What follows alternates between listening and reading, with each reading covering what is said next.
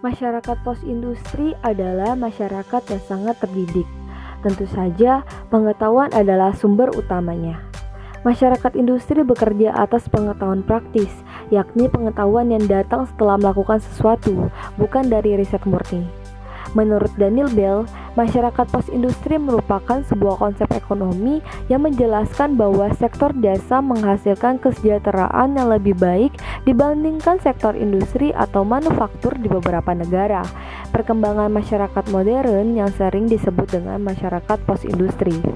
Bell berpendapat bahwa terdapat 3 komponen dasar perubahan dalam masyarakat pasca industri yang berkaitan dengan bidang-bidang ekonomi, teknologi, dan sosiologi.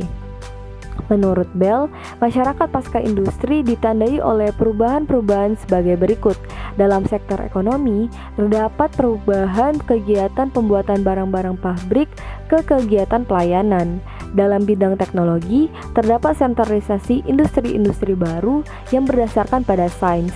Dan dalam bidang sosiologi, muncul para elit teknik baru dan prinsip stratifikasi baru. Dimensi masyarakat pos-industri menurut Bell ada 4 dimensi, yaitu dimensi yang menyangkut sektor ekonomi, dimensi lapangan pekerjaan, dimensi pengetahuan pemusatan pengetahuan teoritis sebagai inovasi pembentuk kebijaksanaan bagi masyarakat, dan dimensi orientasi masa depan. Masyarakat pos-industri yang disebut Bell sebagai masyarakat informasi ini umumnya didasarkan pada jasa pelayanan dan keahlian profesional.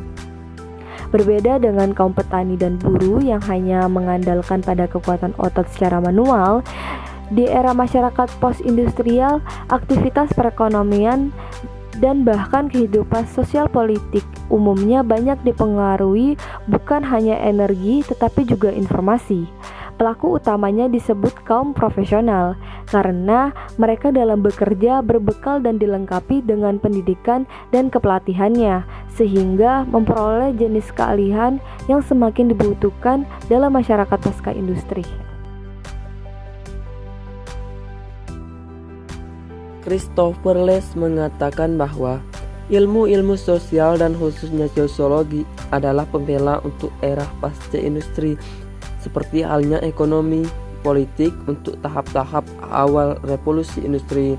Prinsip-prinsip ilmu sosial, terutama saling ketergantungan sistem sosial, hanya mencerminkan perubahan mode manajemen, aturan kelas, birokrasi, dan profesionalisasi, bukan kemunduran yang besar, alih fungsi dan perbedaan struktur dan pengasuhan anak oleh negara dan organisasi pelayanan manusia. Pengambil alihan ini mengikuti pemindahan pekerjaan dari rumah, sehingga kini produksi dan reproduksi dikendalikan oleh profesional. Kritik masyarakat pos-industri oleh Christopher Les yaitu menurut pertama, dalam masyarakat kita berasal dari satu fakta utama, sistem produksi skala besar untuk keuntungan pribadi mampu memuaskan kebutuhan material orang berkali-kali. Sistem ini bertahan hari ini dengan perang kolonial, penciptaan kelangkaan buatan dan penciptaan serangkaian kebutuhan baru yang tak ada habisnya yang disajikan sebagai kebutuhan yang sangat diperlukan untuk pemenuhan pribadi.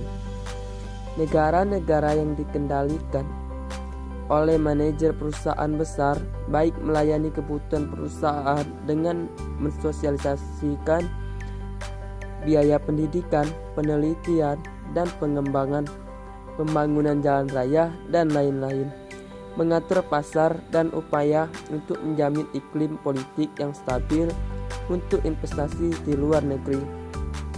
Kontradiksi dasar dalam masyarakat Amerika tidak muncul dari bidang sosial, politik, dan budaya. Mereka muncul dari irasionalitas kapitalisme itu sendiri. Adalah suatu kesalahan untuk mengacaukan bagian dengan keseluruhan untuk berpendapat bahwa perubahan dalam teknik yaitu pengetahuan memiliki efek mendalam pada segala sesuatu yang lain.